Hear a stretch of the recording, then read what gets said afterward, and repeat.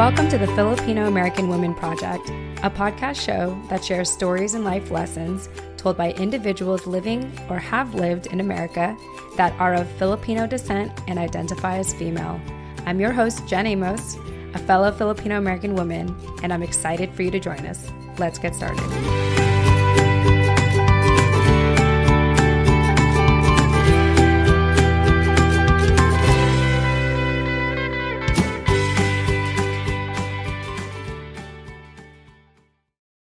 Hey everyone, before we officially begin with the episode and introduce the amazing lady, Maryann Clark, I want to encourage you all to stick around after this episode. We ended up having such an amazing conversation that we started talking about other stuff, such as the importance of normalizing mental health talk, the realities of social media, and the benefits of storytelling. So after this episode, I highly encourage you to wait till after the credits for a bonus discussion. Thanks so much for listening. Now let's get started. Hi, everyone. Jen Amos here, your host for the Filipino American Women Project. And I am super excited. I was already having a wonderful conversation with this woman. She is a Christ follower, a mom of 5, and a mental health advocate for the Filipino community. Maryann Clark, welcome to the show. Thank you. I am so excited to be here. I'm like totally fangirling. I'm the same too. We're just going to be fangirling like the entire time we're having this interview. I'm sorry, say that again. I said we're going to totally fangirl the entire time. I'm so excited. Thank you so much for having me. Yeah. Oh, I mean, the pleasure is mine. Trust me. Let me tell you. So for anyone that's listening to the show for the first time, we actually started this on Facebook Live back in December 2016. And part of my fear at the time was that women, like Filipino American women, were not going to want to share their stories. I had numerous women say like, "Oh, I'm not ready yet. Oh, it's not my time yet," or "Oh, I don't have an interesting story." And so I really had to, go in the community and find people who wanted to do it, not because they felt like inadequate, but because they were doing it for everyone else. That, even though they thought their story was ordinary, they had no idea that if they just shared, someone else might find it extraordinary. So Maryann, I just want to thank you for coming forward and taking the initiative to be on the show, because I do believe that, we may think we're ordinary, but I think whoever is going to be listening is going to think, wow, like she is amazing. I mean, a mom of 5, are you kidding me? So. You're so sweet. I'm learning how to take compliments with grace. So I appreciate your compliment. As Filipinos, we say, "Oh, no, that's okay." But I'm learning how to say, "Thank you so much. I do appreciate that." I wanted to share my story, and my initial reason for doing that was because I could not find a blog specifically towards moms, specifically towards Filipinas who are struggling. And after some major life events last year, with just our extended family, I just said, you know what, I'm gonna do it, because if I couldn't find it, I'm sure somebody else is looking for it, and I might as well do it. So, my story isn't extraordinary, like you said, but I feel like my experiences may help somebody else, and if that's my life purpose and that's what God wants me to do, I'm all for it, because I feel like I'm doing what He's asking, if that makes any sense.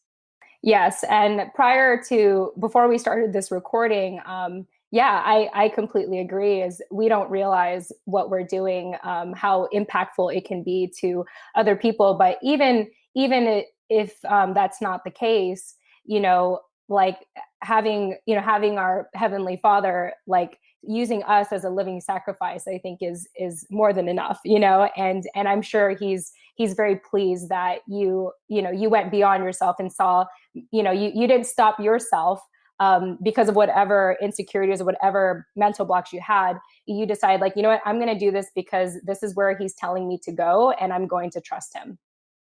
Absolutely. Yeah. I mean, I've learned in my walk with Christ that if I don't listen, he's gonna keep telling me. And then it starts to get real annoying. And then it gets to a point where I'm like, because I'm hard-headed, right? I'm a Yeah. Taurus, like I'm hard-headed. So I always don't want to listen. But once I do listen, I've learned that I am blessed beyond measure just because I was obedient. So being Mhm. obedient is something that I'm learning, and it's an ongoing process. Mhm. But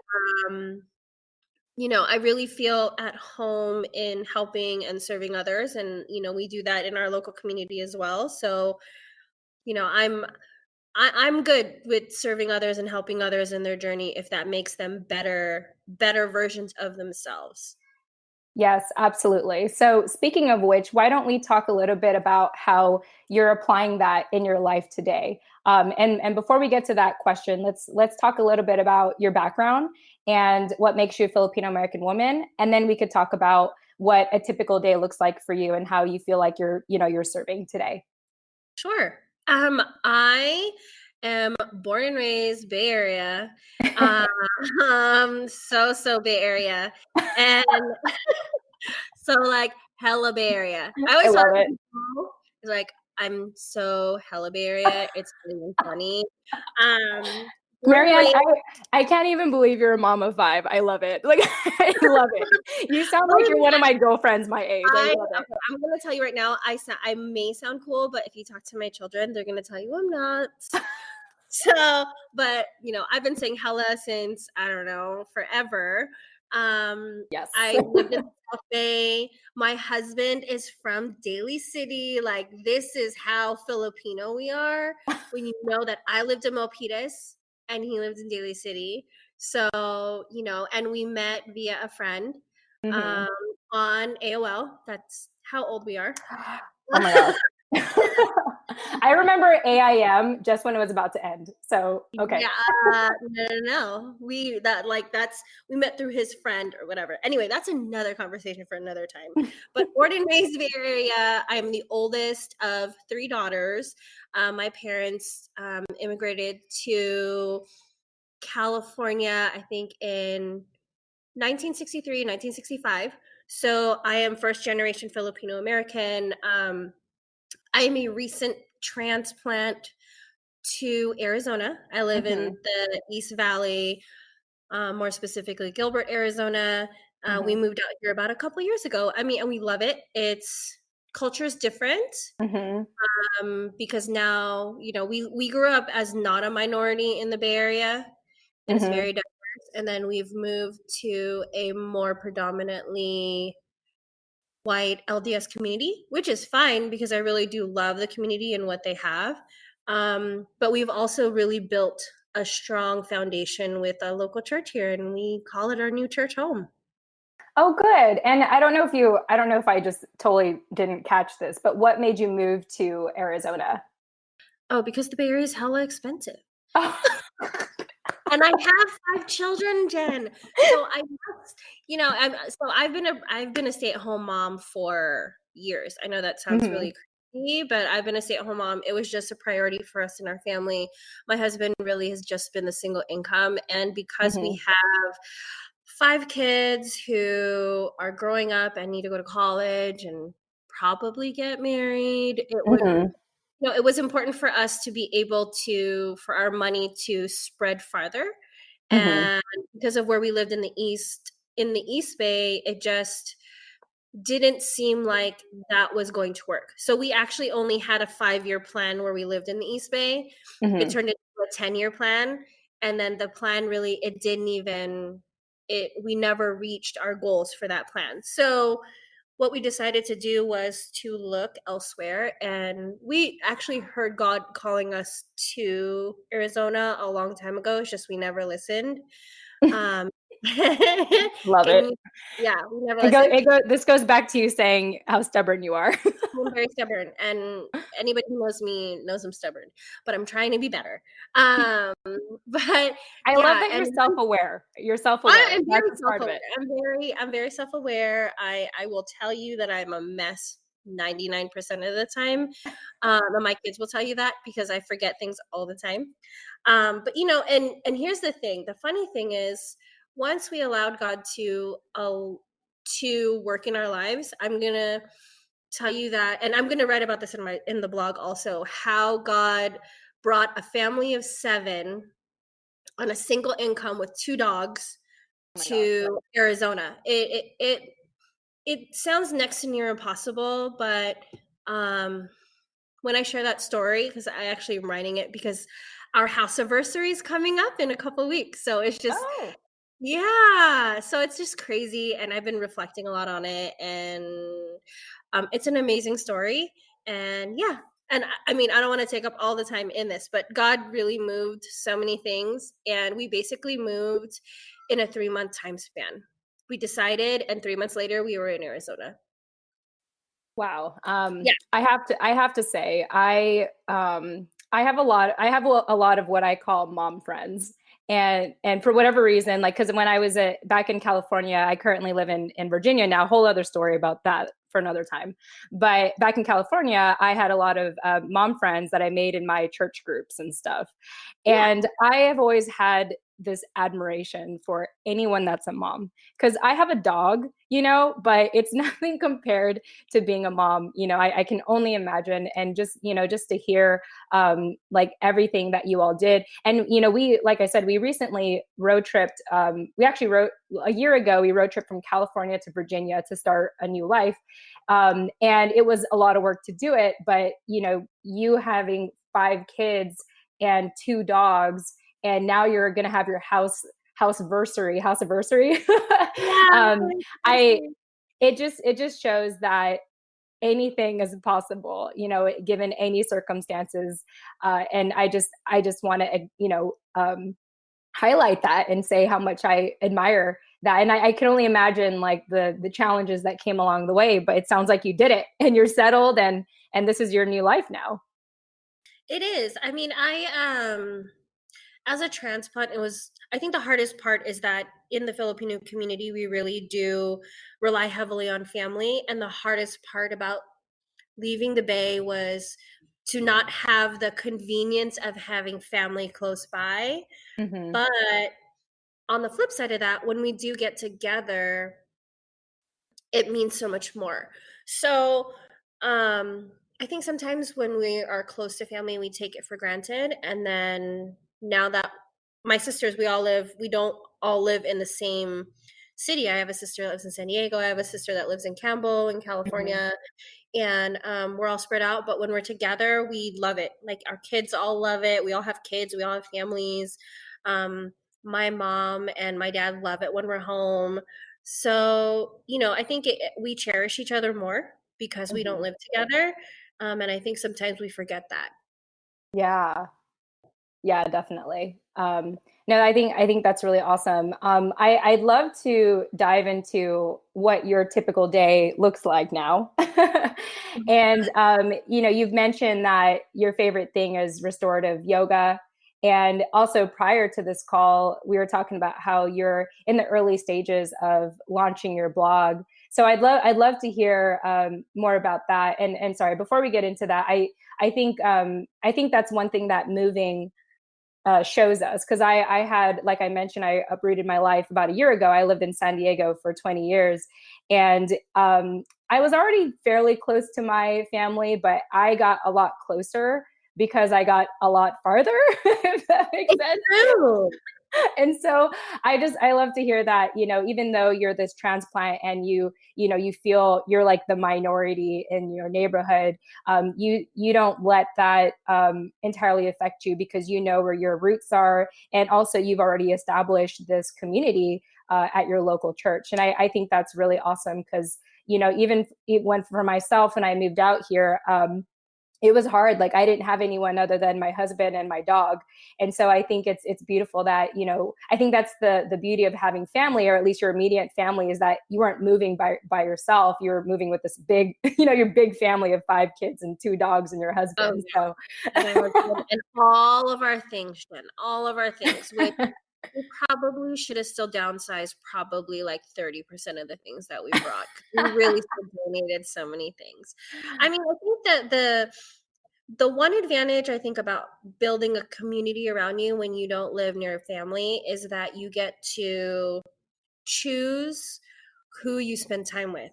And I think you're more intentional about your time. And that's Mm-hmm. what I've learned living here, is that I'm much more intentional with my time, because I know that in order to survive here, and this is what my therapist told me, okay, so it's Mm-hmm. not like I have this all-knowing thing, but Mm-hmm. my therapist had told me I must be a different person than I was in the Bay Area. I cannot be closed off, and I cannot not be personable, and I have to build my own community, and I have to have a full life in order for me to be able to survive here. And Mm-hmm. that's because of my mental health and for my depression, because I tend to just sit in my room and hide. Like, to Mm. be honest, like that's something that I do. I have social anxiety, major social anxiety. Um, so I had to learn how to be able to be okay with feeling uncomfortable, if that makes Yeah. sense. Because I'm going to be in new situations all the time, so I have to learn how to be okay in that uncomfortableness and to move through it and be okay. And Yeah. so living here, I've learned how to do that. I mean, my typical day, Jen, is not very glamorous. I'm usually just in, um, typical mom in like yoga pants and some type of stained shirt. That's the Right life, now, though. That's the that's life. like it's the life, and but sometimes you just want to feel pretty. Yeah. But I don't have time in the mornings. Um, right now the kids are in summer, so we kind of wake up later and they stay up really, really late. So I usually don't have teens up until at least noon. I do have my youngest. He's 3, so he gets up early, and he is very vocal, and he'll tell me that he's hungry. So I usually just feed him. I also, on top of being a mom, I work remotely for a software consultant company that is based in the Bay Area, which is really Mm. ironic. Mm-hmm. So I'm doing that part time too. Um, you know, it's most of my day is always driving somebody somewhere. Somebody needs to always go somewhere. Somebody else always needs me to get anything and everything. Or, mom, can you please go pick this up for me? Or my husband is, can you please go pick this up for me? So I'm usually just, running around all day doing stuff for everybody. I do try to make myself a priority, and I've been working out at least twice a week. Mm-hmm. One of my favorite, like I said, like I had shared, is the restorative yoga. Yes. Yoga has taught me to be more present, um, and to accept where my body and my mental state is at today. And Mm-hmm. I think that's one of the great things about yoga, about that practice, is the fact that you must accept what your body is telling you right now, and you must accept what your mental state is right now, and just go with it. And that's the biggest thing I've learned from yoga. And I've learned just how to be like present, because I'm a mom and I think of 20 million things all day long. And Yeah. and I want to make sure my kids are okay and they're healthy, and they have a relationship with Christ. Like I think about 20 million things all the time, and sometimes I have to quiet my mind and be present and enjoy them, because my oldest is going to be a senior this fall, which Oh is boy. insane to think about. Um, Mm-hmm. and I just want to relish in all of these memories with them, because they're soon going to leave me. Even if I have 5 kids, they're all really big. They're all good. I have 3 in high school this fall and 1 in middle school. And then my youngest will be in preschool, which is Wow. nuts. I know. Life is too fast. All right, Jen Amos here, jumping into the middle of our show, as I always do, to remind you why this show is possible. So, at the end of every episode, I tend to say, if you didn't catch our guest contact info, don't worry, we'll have those in the show notes. Check them out. I worked so hard on them. You're welcome. Well, it's been brought to my attention that our show notes are not as easy to find as I thought, which is why, starting summer 2020, the Filipino American Women Project is proud to be partnering with Captivate, the world's only growth-oriented podcast host. Captivate is created for independent podcasters, designed from day one to help you to focus on audience growth and the expansion of your audio influence. One way that Captivate makes our lives easier as independent podcasters is by taking the guesswork out of making a website for your show. That's right, a website for your show. So listeners, starting summer 2020, finding our show notes will be so much easier. All thanks to Captivate. You're welcome, as always. If you're about to start podcasting or are getting burnt out from all the extra work of producing one, like building a website, consider a 7-day free trial, that's right, free, with Captivate by visiting thefilamwoman.com. That's the Filam, short for Filipino American woman.com. Or, check out our show notes in the meantime, which is in the details section of each episode. Once again, you can visit thefilamwoman.com or visit the details section of this episode. Man, that's amazing. So I feel like I have to ask this because, you mentioned a lot of your life is obviously revolves around like your kids and you're a stay-at-home mom. And I'd like to assume that you wouldn't be doing it unless you loved it, unless you loved being a mom. And so I think my question for you would be, what do you love most about being a mom of 5 and really just, like handling the household? I feel like I've always had a calling to be a mom. It sounds really corny, but I feel like I've had that calling forever. I've always wanted to be home with my kids. My husband and I talked about it when I got pregnant with my oldest, that, what would be the best way for us to do this? Because we were young. I think we had her when we were 21. We took the scenic route, and so we had her at 21, and then we did struggle for a really long time, which we tell the kids quite often.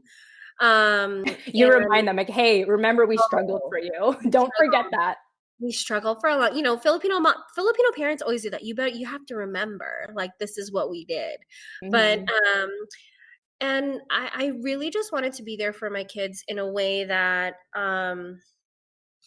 I was more present, whether or not they knew. I knew what I was able to do for them and help them. And I don't know, my parents worked really hard, and they worked a lot. And sometimes they were not able to come to performances. You're in elementary school and all of those things. And I remember I promised myself when I was little that I would be more present for my kids. So that was my goal. My goal was not to have 5 kids, but God has decided for me that this is what we're doing. Yeah. But I'm very, very, very blessed. I have really great kids. I'm very blessed with a really good husband. We've been together for 20 years, married for 17. I think at the end of I know, it's crazy. We really grew up together. Not perfect, not, like any marriage. Totally. But I feel like my husband and I have grown up together, and we've evolved into, pretty decent individuals who, even if we had kids early, we didn't allow that to be a defining moment in our lives. Like, we were able to keep moving forward and providing for our family the best way that we could. Yeah, definitely. I think that's awesome. And I love hearing that you felt like it was your calling to be a mom. I feel like nowadays in the, the feminist cultural landscape, like a lot of women don't want to be mothers. And so I think it's awesome that you say like, I felt called and that's it. And I became a mom. I mean, I didn't know I was going to be a mom of 5, but here I am. Yeah. I mean, it's just, it is how it is, and while there were obstacles, I mean, I don't know. Every time I go and try to work, I always have this, it's not mom guilt. It really is just like a pull back home. Like, okay, I think I really just need to be home. So yeah. And I'm okay with that. I think other people sometimes aren't okay with that, but I'm okay with it. I like being here for them. Yeah, definitely. This isn't about them. This is about you and what you're meant to do and what your calling is and your purpose is. And that's enough. Yes, absolutely. Yeah. So I'd love to get to the life lesson that we want to share, because part of the Filipino American project, the long-term goal is to publish a book where it has a collection of stories and life lessons told by Filipino American women. So we made it to the best part of the interview. Oh my God. Oh boy.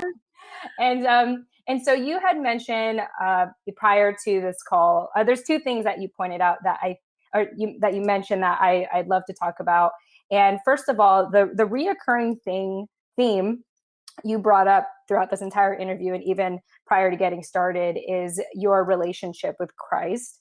And so you were saying that, the one life lesson you've learned is to keep Christ as the center of your life.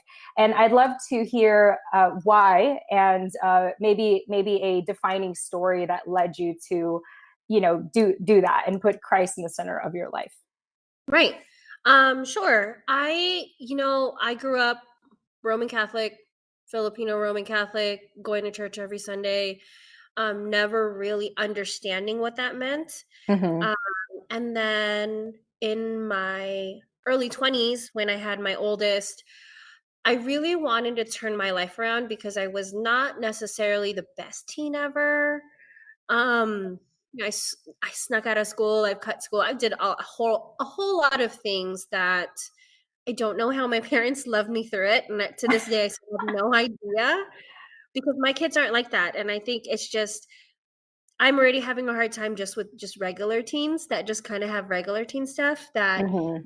thinking about myself as a teen, I treated my parents horribly. So I wanted to build a foundation for my family that was bigger than myself. Mm-hmm. So I became a Christ follower, I think probably right before we got married. And the defining moment in my life, and I would say just like in my husband's life and just generally for our family, was and I asked my husband if I can share this because it's something important, is that my husband's a recovering addict. So if you were to meet him, that's not something you would think. I think people always say that to me, because he's the sweetest guy. He's very sweet. He's a really nice guy, and that's one of the things I love about him the most. He's just really nice, and Mm-hmm. sometimes not really nice, but he's a really nice guy. And he just made some choices, and our family was growing, and I had to make a decision. And we actually separated for a short period of time because I needed him to make a decision on what was a priority for his life. Mm-hmm. So we started to do, 12-step, Christ-centered counseling, and that one decision to have it be Christ-centered recovery and 12-step and just counseling in general, I think that saved our marriage and that saved our lives. Wow. Just because of the fact that we looked at things larger than ourselves, right? Mm-hmm. It's not just about me, and it's not just about him. It's not just about the kids. It's about what God has called for us. And I can honestly say, and I know my husband says it all the time too, when people ask us about what is the secret to being married for 17 years. And we always say the same thing: have Christ be the center of your life, and everything else will follow. And I know that probably everybody hears that in church all the time, but I really am a living testament to that, because my fear at 25 was that I was going to be divorced with like 3 kids. Oh my, yeah. Because I really didn't think that it was going to work, but because we really dug into who we were as individuals, in our walk with Christ, and then together as a couple, I think that has helped our family tremendously. Yeah.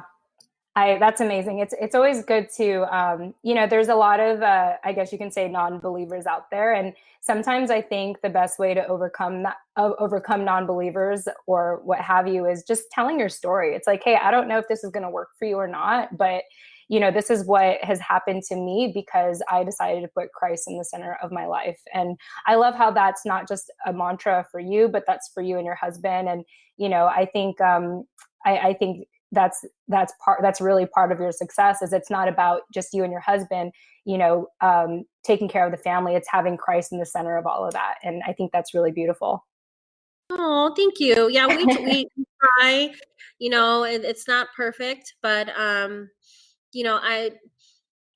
feel the Holy Spirit lead me every day. Like I have so many stories in the last month where it's not something I necessarily wanted to do, but I listened anyway. And conversations or meetings with random people, you leave that encounter and you're like, thanks God, like that was cool, because if I didn't listen I would have missed it. Mm-hmm. So learning to be obedient is like something that I will forever have to learn, but I'm getting better at it. Yeah, and it's never going to be perfect, and I think that's the one thing.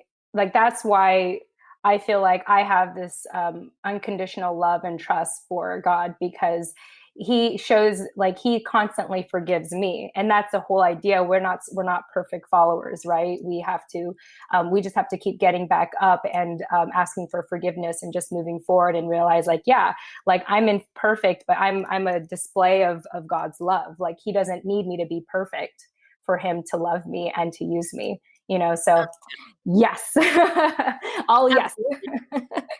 Well, Absolutely. I would love to have another conversation sometime in the future. I don't know, maybe 3 to 6 months from now, to actually dive into mental health, because I know that you're a mental health advocate, and I'm very curious to learn more about that and discuss that more with you. Unfortunately, we do have to wrap up, so I want to put that out there as a teaser for everyone that's listening to the show, who possibly struggles with mental health. Just a little thing about me. I had, just a week or two ago, my doctor had diagnosed me with mild depression, and I think I'm still in denial of it. It took me almost a week and a half to pick up my meds, and I still haven't picked them up. Okay. And so I think mental health is it's a stigma in the Filipino community. It's not considered a problem, I think, for a lot of, especially first generation Filipinos and immigrant parents. And so I think that'll be a fun, not fun, but it'll be a good conversation to have for another time. And I appreciate you kind of, mentioning that before we started, because it makes me want to talk to you again. Oh, yeah. No, yeah, Jen, we can talk whenever. And as a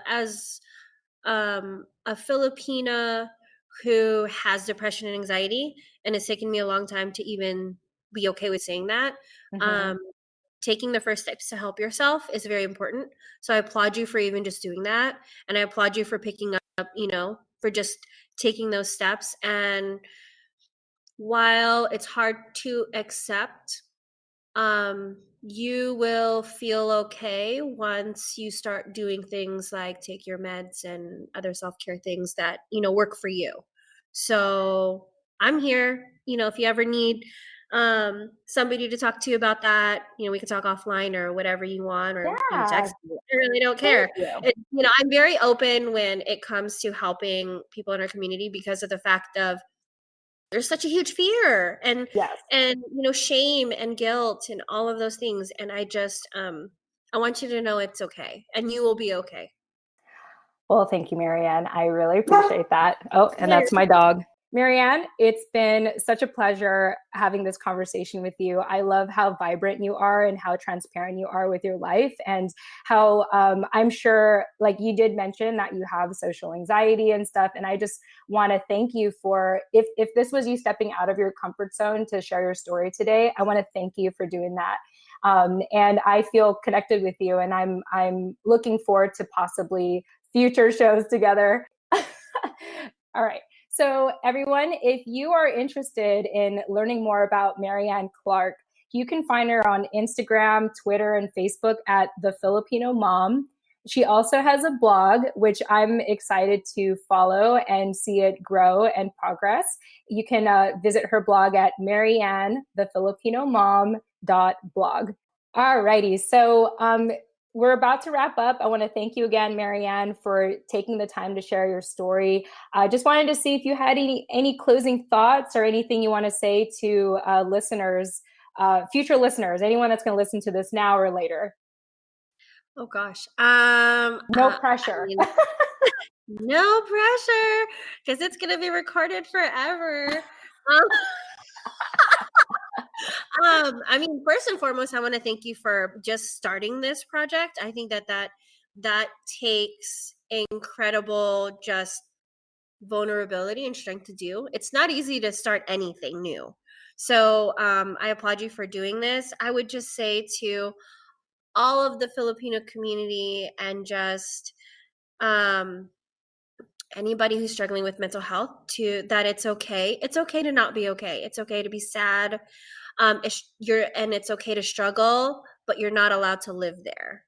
Mm-hmm. You're not allowed to live in that sad little space. You know, God wants you to thrive and serve him in a way that you can never imagine. And I think that, you know, using your platform and just, you know, with the blog, I really believe that we're able to serve others and, you know, do things that make you scared. That's what I've learned this year. This year is about doing a whole lot of things scared, and it's okay to be scared. Yeah.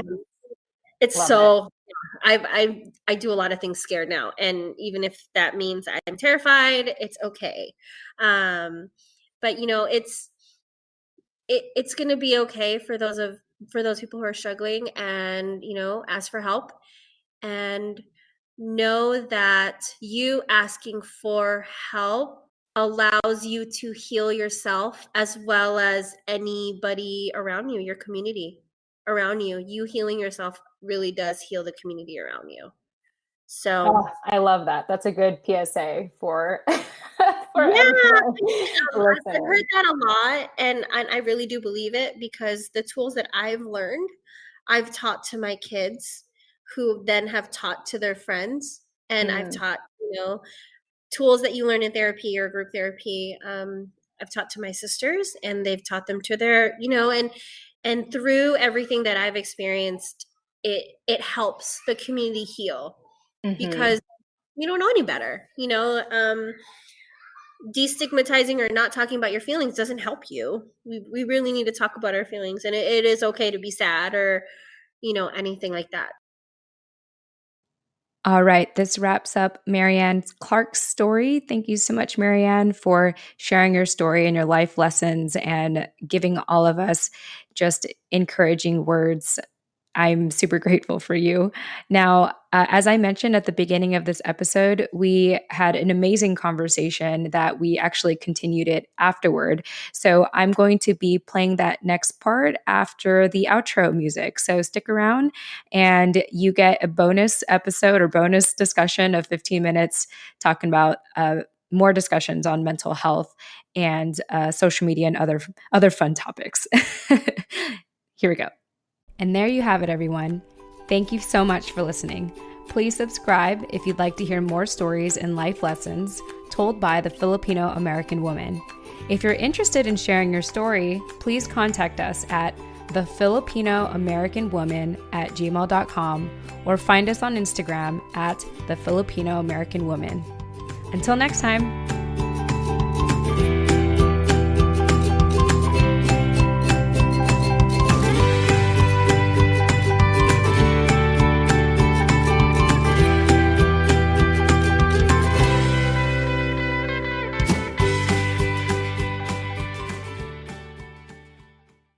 I want to share like part of why I ended up talking to my doctor is because I got to a place where I feel like I just said I got to a place, but I got to a place where I did enough self-diagnosing, and I did enough of like figuring it out myself and trying to talk to friends and read books and exercise and do all these things. And yet it still felt like something was missing. And really this year, I feel like I've, you know, other than depending on my husband, which is a whole story in itself, but this year I've really started to take advantage of professional help. Like I just wrapped up physical therapy, and for years I had this hip problem, and it's so crazy because you think you can do it all until like you can trust a professional to actually, you know, take care of you and see what's actually wrong that you're not seeing, and that's kind of like my baby steps to, you know, being okay with asking for professional help, because even if I can figure it out on my own, it makes a difference. At least I'm beginning to find it's making a difference that when other people can hear you talk, but not friends, you know, not friends, not your loved ones, because they're all biased in their own way, but to hear an unbiased professional hear you talk, and listen to your problems, like it's a whole different experience I'm coming to find. And I'm very open to it. I'm very open to like getting examined, you know. And so it was pretty interesting when my doctor said that I had mild depression, because I was like, well, I feel like I've always known that I had it, but you're like the first professional to tell me that I have it. And so there's something reassuring about that. And so I'm sure in future episodes I'll share a little bit about like my journey and exploring this. Like for the first time in my life, I've been told by a professional that I have this, and I'm just more curious to see what the journey will look like, and what I will learn about myself along the way, and hopefully, you know, be an example to other people that may kind of be in denial themselves, like kind of where I'm at right now with like, do I really need those pills? I don't know. Maybe I can do an alternative, healthier way. I don't know. So anyway, I want to thank you for, you know, bringing light to that. And I think it's very, I feel like we're having like a whole different podcast episode right now. I love it. But I want to thank you for really pressing that, because I do believe that I do think that a lot of us, a lot of Filipinas tend to minimize their feelings and what they're going through, and even when they do bring it up, we kind of brush it away very quickly. And so I love that you are taking time to, you know, to address it and say it's okay, because you know, I can talk about it, but it's nice to have someone else be like, yeah, it is okay, and we're going to talk about this because it matters. So thank you. You're welcome. I mean, it's hard. The first day I took my very first antidepressant, I literally waited for my husband to come home from work, and I sat in front of him and I took that pill. Not Mm-hmm. and because I was terrified, because I didn't know what it was going to do to me. And like they do say for SSRIs, it does take a little bit of time for them to start to work. But how I look at medication now is, let's just say you're in a hole, and I had a family friend tell me this. Let's just Mm-hmm. say you're in a hole and you're not able to get out of the hole. Mm-hmm. Well, one of the ways to get out of the hole is to have like a step ladder, right? Mm-hmm. So, or like a step stool or a stool of any kind. So view meds as just a way to help you get out Mm-hmm. of the little hole that you're in. And once she told me that, I was like, oh, because I viewed medication as weakness, right? Because Mm-hmm. that, you know. And so once I started taking my meds, I'll tell you, Jen, like I felt more like myself. And it was just I felt more like not in a fog, because a lot of times Mm-hmm. I was in a fog, or I was just didn't feel like myself. Like Yeah. I was like Eeyore, and I had like this cloud and I couldn't figure out why. So, and I still do struggle. I still do struggle every day, but I make a conscious choice to do things that are hard, that challenge my mental health, so that I can move forward and not just sit. I'm not a very complacent person. I don't like being complacent. Obviously, Yeah. I Yeah. moved to Arizona, but I don't like being complacent. I like improving. I hate being stagnant. My husband and I are both the same. We both hate being stagnant. So Mm-hmm. we both try to improve and do things as best as we can, and or improve, you know, our lives in a way that we can, you know, just it's more authentic. And I because I feel like social media sometimes is just so curated that everything looks perfect, and it's not true. Yeah. It's Yeah. it's just not true. Like and that's a whole conversation that I can talk about, especially with teenagers. Social media is not real, folks. Please never compare yourself to people on social media. Even to me, You if know, my pictures are dirty, yeah. I feel like I think what people, or in general what we need to do is look at something, like look at anything that's kind of just in front of us as the tip of the iceberg. You know, it's funny because so I was kind of driving around doing errands before I spoke with you, and I was catching up with my Game of Thrones podcasts, and I'm not going to spoil anything, but you know, a lot of people had mixed feelings about the ending of it. And I'm just thinking, like, you know, people don't realize that, let's say one episode, even though you watched it in an hour or like 80 minutes, it took them 2-3 months just to produce that episode. And what I'm trying to say is that, you know, anything that's on your screen, it didn't just pop up there. You know, whatever social media post, whatever video is put out there, it doesn't just appear there. Like, there had to be some kind of thought process to put it out there. Even especially selfies, right? Like, people are like, okay, I gotta think about how to make the perfect selfie, how to get my angles right.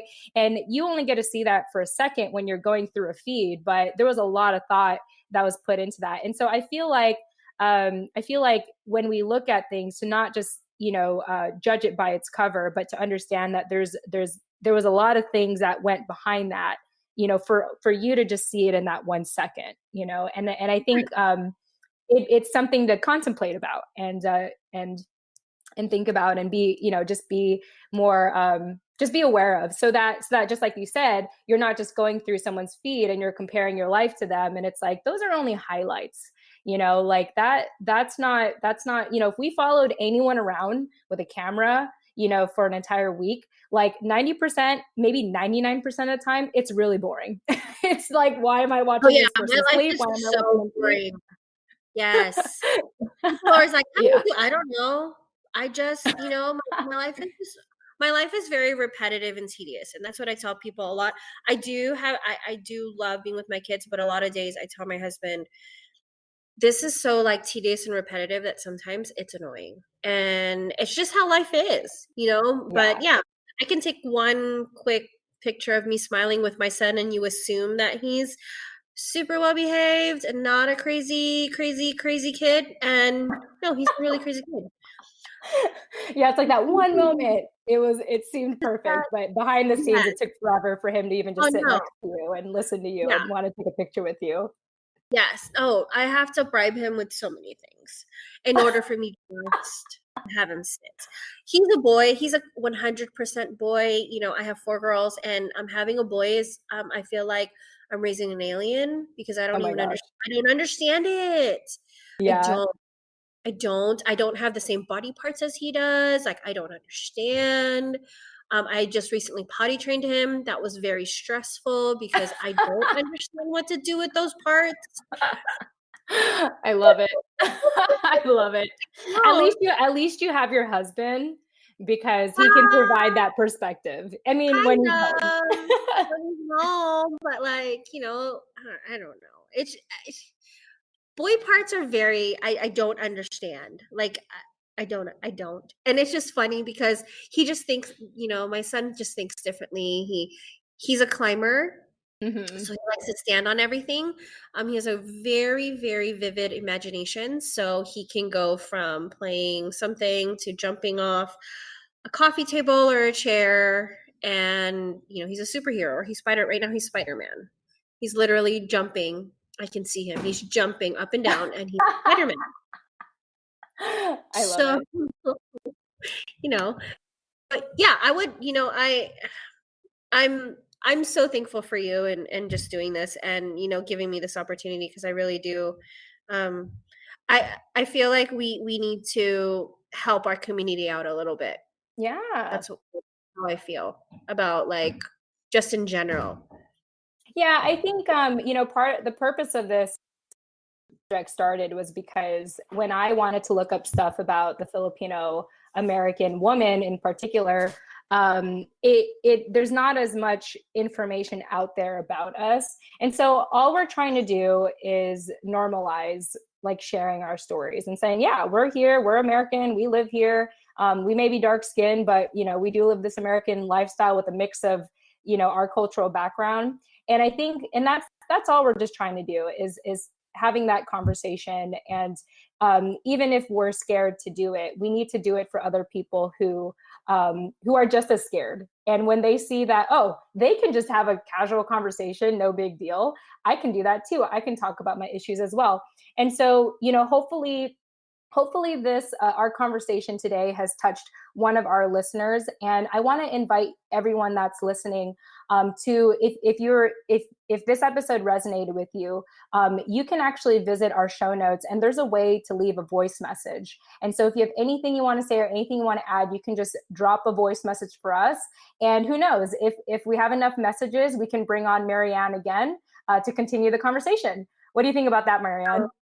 I would love that. I'd be honored to serve other people who in our community or outside of our community that just needs that extra support. I believe in building community. I think it's the only way we're able just to heal ourselves and just heal everybody else around us.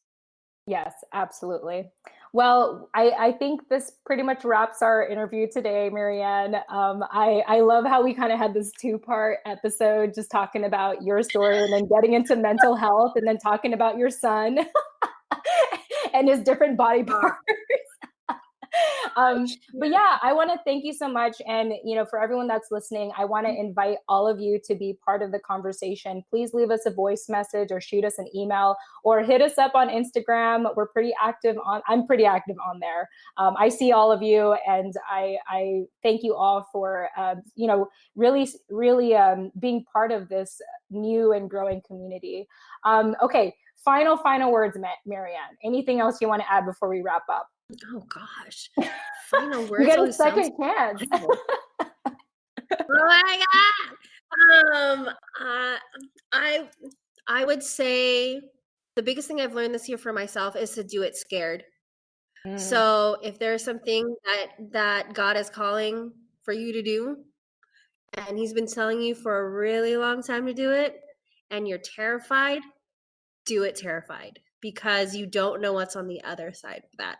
That's my biggest takeaway from this year, even if it's mid-year. But that's my biggest lesson this year, is to do it scared. And I do a lot of things scared now. So I encourage everybody just to step out of their comfort zone and do it. Just do it. It'll be okay. And if it's not, it's okay. Like, it's not the end of the world, and we learn and grow. So just do it scared.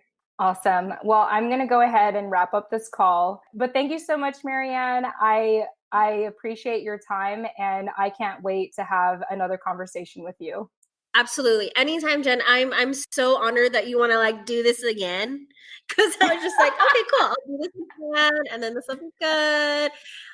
But yeah, if you would like to have me on, I would be honored to help in any way I can. Awesome. Okay, well, take care now, and we'll talk soon. All right. Thank you.